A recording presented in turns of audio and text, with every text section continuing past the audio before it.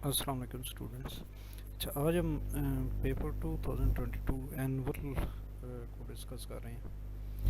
तो इसमें वीपी का जो पोर्शन है उसमें क्वेश्चन नंबर 6 जो है ये तो सेम है जैसे कि क्वेश्चन नंबर 7 है पेपर नंबर 2019 टू जो है जिसका ऑलरेडी सोल्यूशन मैंने बना के उसकी वीडियो अपलोड की थी, तो वो आप देख सकते हैं वहाँ पे। क्वेश्चन नंबर 7 देखेंगे।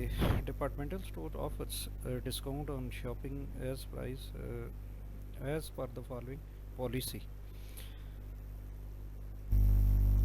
ये यहाँ पे ये कहा जा रहा है भी एक डिपार्टमेंटल स्टोर है, तो उसमें जो आइटम सेल हो रहे हैं तो उनके ऊपर कुछ डिस्काउंट ऑफ़र किया जा रहा है। तो वो नीचे ये टेबल के अंदर हमें बताया गया कि अप टू 5000 जो है अगर प्राइस हो तो 5% डिस्काउंट है। इसी तरीके से 5001 टू 8000 हो तो फिर 8% है, और अबव 8000 हो तो ये 10% है।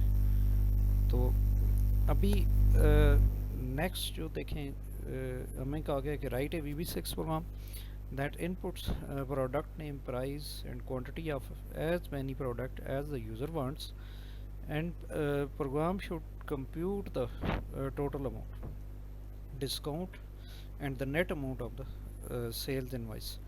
तो वो यानी यूज़र जितने भी आइटम की प्राइस इंटर करना चाहता है वो करता रहेगा जब तक कि वो खुद उसको ख़त्म ना करे। मतलब ये एक तरह की ना एक सेंटिनल लूप हमें यूज़ करनी होगी। और अब देखें यहाँ पे कोडिंग जो की गई है, कुछ यहाँ पे वेरिएबल्स डिक्लेयर किए गए हैं, ज़रूरी variable. For example product name है, पी नेम है एज स्ट्रिंग। इसी तरीके से प्रोडक्ट की प्राइस है, फिर इंटीजर है, फिर क्वांटिटी है, फिर ग्रैंड टोटल जो एंड पे हमने निकालना है, और फिर डिस्काउंट है। अच्छा, यहाँ पे ना पहले सबसे पहले ऊपर हम एक हेडिंग प्रिंट करना चाहते हैं, यानी प्रोडक्ट लिखा हुआ है। उसके बाद वीबी टैब एक सिंबॉलिक कांस्टेंट हमने यूज़ किया है, बीच में स्पेस देना चाहते हैं एक टैब की ना, इसलिए। उसके बाद फिर प्राइस है, फिर इसी तरीके से फिर एक टैब की स्पेस आ जाएगी, फिर क्वांटिटी, तो एंड पे ये टोटल। तो ये वाला जो टोटल होगा ना, ये तो रनिंग टोटल है। मतलब ये कि फॉर एग्जांपल कोई एक आइटम यूज़र एंटर करता है ना, फर्स्ट आइटम एंटर करता है, तो उसकी क्वांटिटी को जो है हम प्राइस के साथ मल्टीप्लाई करेंगे तो वो उसका टोटल आ जाएगा। इसी तरह फिर इसके बाद सेकंड प्रोडक्ट आएगा। बहरहाल ये तो जस्ट हेडिंग यहाँ पे प्रिंट की जा रही है ना, तो एक्चुअल जो इनकी वैल्यूज़ प्रिंट होंगी वो इस लूप के अंदर है। यहाँ पे हमने ये कहा है कि डू वाइल ट्रू, ये एक स्पेशल सिंटेक्स है डू वाइल का। कि डू वाइल ट्रू का मतलब ये होता है भी ये जो लूप है ये हमेशा ट्रू रहेगी, इसकी कंडीशन यानी हमेशा चलती रहेगी। एक तरीके से ये इनफाइनाइट लूप है। हाँ, ये है कि इसके अंदर हम इसको ना एग्जिट डू की कमांड की मदद से कंट्रोल करेंगे। तो यहाँ पे देखें, p name is equal to input box enter product name exit to finish. तो यानी यहाँ पे यूज़र से जो है ना वो प्रोडक्ट का नेम मांगा जाएगा, और अगर वो यूज़र जो है वो किसी स्टेज पर टर्मिनेट करना चाहता है तो फिर वो नेम देने के बजाय ना, प्रोडक्ट नेम देने के बजाय वो एग्जिट लिखेगा, एंटर करेगा। और हमारा ये कोड यहाँ पे चेक कर रहा है इफ़ की मदद से कि अगर पी नेम की वैल्यू एग्जिट हो तो फिर वो एग्जिट डू कर दे, मीन्स के डू वाइल की लूप से ना बाहर निकल जाए।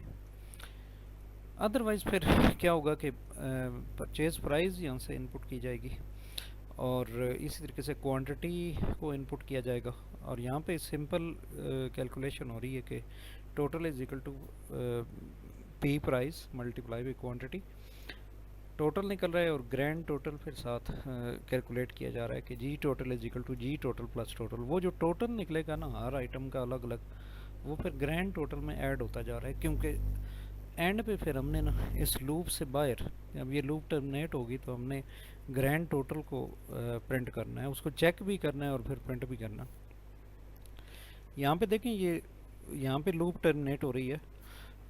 तो इसी तरीके से यूज़र जो है ना इस लूप को यूज़ करते हुए, मतलब ये कि ये कोड बार बार चलता रहेगा, और एक स्टेज आएगी कि जब यूज़र जो है वो एग्ज़िट इंटर करेगा, और कंप्यूटर जो है वो इस लूप से बाहर निकल आएगा, बाहर आके यहाँ पे चेक किया जाएगा कि if g total less or equal 5000।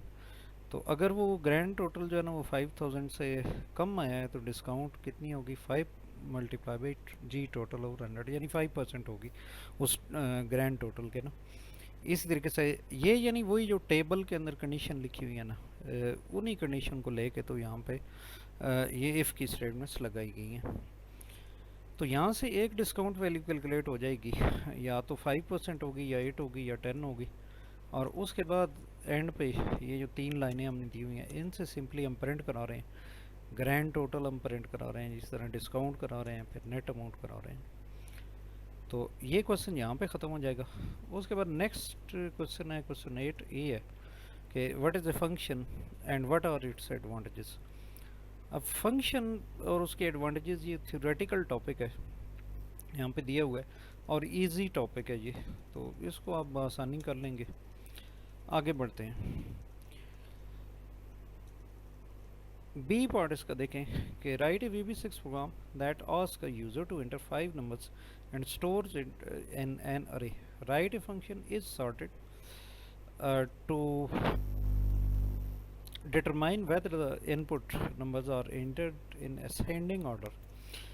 यानी हमने एक प्रोग्राम लिखना है कि जो जिसकी मदद से हमने ना 5 नंबर्स एक अरे के अंदर स्टोर करने हैं, और फिर हमने एक फंक्शन लिखना है इस सॉर्टेड के नाम से। तो इस सॉर्टेड जो फंक्शन है वो ये चेक करेगा कि क्या ये जो अरे है जिसमें 5 नंबर एंटर किए गए हैं वो सॉर्टेड है या नहीं है। तो यहाँ पे देखें अब प्राइवेट सब कमांड 1 क्लिक से मेन प्रोग्राम की कोडिंग स्टार्ट हो रही है, और यहाँ पे हमने dimension AR of 4 as integer, n as integer, मतलब एक 5 एलिमेंट की अरे हमने ली है, और उसके साथ फिर हम n वेरिएबल हमने लिया, और next sort check as boolean. तो एक सॉर्ट चेक नाम का वेरिएबल है जिसकी डेटा टाइप बुलियन है, यानी ट्रू या फॉल्स हो सकती है। तो ये सॉर्ट चेक क्यों हमने लिया है वेरिएबल, ये इसलिए कि जब हम फंक्शन को कॉल करेंगे ना इस सॉर्टेड को, वहाँ से जो रिटर्न वैल्यू आएगी वो सॉर्ट चेक के अंदर स्टोर होगी।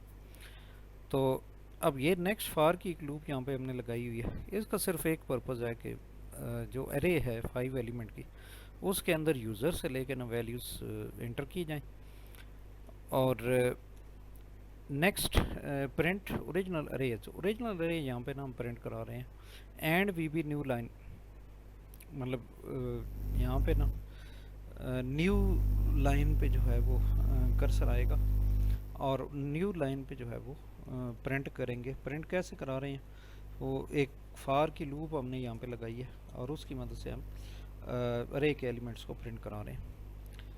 अब यहाँ पे ये वाली जो लाइन है sort check is equal to is sorted, इसमें और AR को हम भेज रहे हैं, इसमें 3 काम हो रहे हैं। नंबर 1 आप देखें इक्वल की राइट साइड पे फंक्शन इज सॉर्टेड को कॉल किया जा रहा है, और नंबर 2 AR नाम की जो अरे है उसको भेजा जा रहा है उस फंक्शन के अंदर, और इक्वल के लेफ़्ट साइड पे सॉर्ट चेक वेरिएबल है, यानी ये फंक्शन जब कॉल होगा ना और इसमें अरे जाएगी और फिर वहाँ से कोई वैल्यू रिटर्न जो होगी ना वो सॉर्ट चेक में स्टोर होगी। अब सॉर्ट चेक किस टाइप का वेरिएबल था, बुलियन टाइप था, तो इस इट मीन्स कि ये यहाँ पे या तो ट्रू आएगा या फॉल्स आएगा जो सॉर्ट चेक में स्टोर होगा। अब सॉर्ट चेक को ना यहाँ पे हम चेक कर रहे हैं, यानी हम ये चेक करें कि अगर ये ट्रू है तो फिर क्या होना चाहिए, देन प्रिंट अरे सॉर्टेड, और एल्स अगर ये ट्रू नहीं है तो फिर जाहिर सी बात है कि वो सॉर्टेड नहीं होगा। अब यहाँ पे देखें एंड सब के बाद ये इस सॉर्टेड फंक्शन यहाँ पे लिखा हुआ है। अब इस सॉर्टेड और ब्रैकेट के अंदर x और एम्प्टी ब्रैकेट्स एज इंटीजर, और उसके बाद एज बुलियन।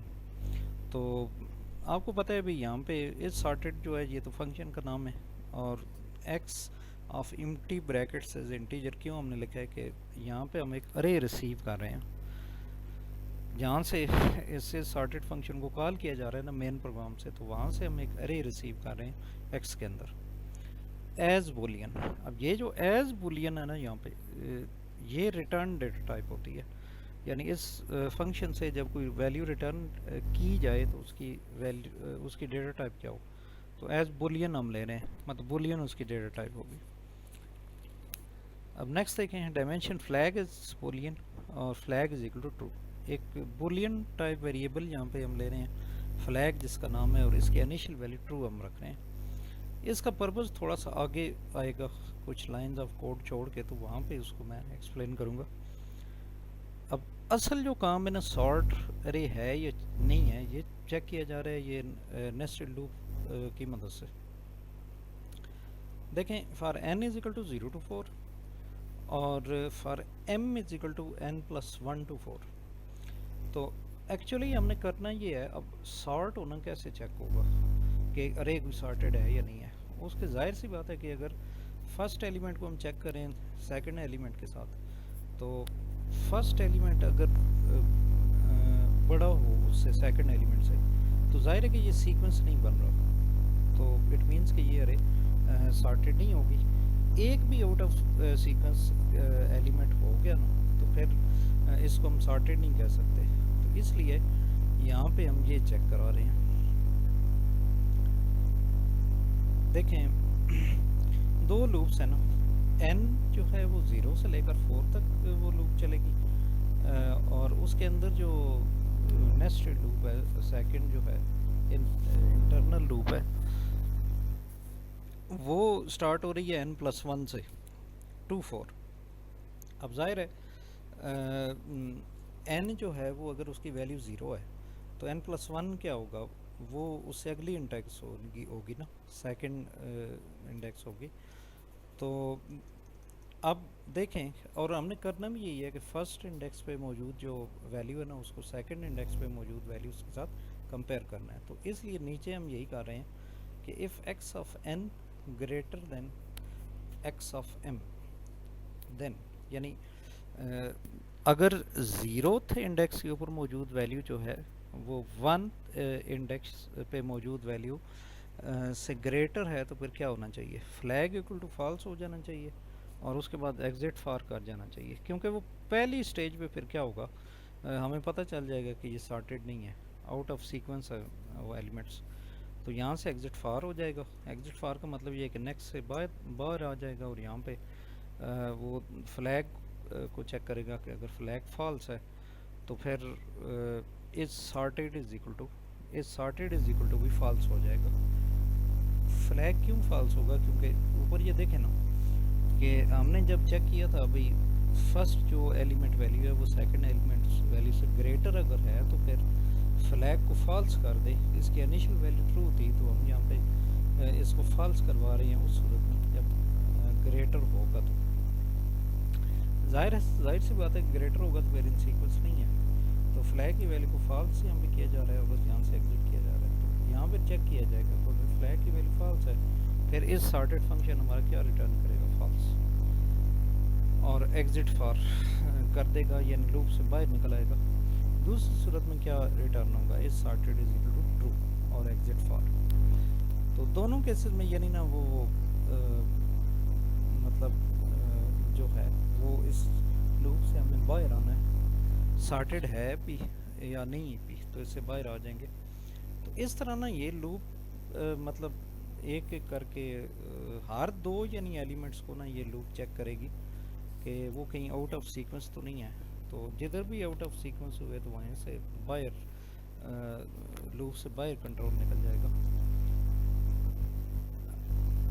तो यहाँ से ना मतलब ये कि या तो इस सॉर्टेड जो है वो फॉल्स रिटर्न करेगा, या इस सॉर्टेड ट्रू रिटर्न करेगा। तो ये जो यहाँ से रिटर्न करेगा ना फॉल्स या ट्रू, ये किधर रिसीव हो रहे हैं। अब देखें, पहले लाइन मैंने एक्सप्लेन किया, sort check is equal to is sorted और यार, तो वहाँ से वो ट्रू या फॉल्स जो है वो सॉर्ट चेक के अंदर आके स्टोर होगा। तो सॉर्ट चेक को यहाँ पे चेक किया जा रहा है कि इसकी वैल्यू क्या है। अगर ट्रू है तो फिर प्रिंट कराएंगे अरे इज सॉर्टेड, और अगर नहीं है तो फिर हम अरे इज नॉट सॉर्टेड प्रिंट करवाएंगे।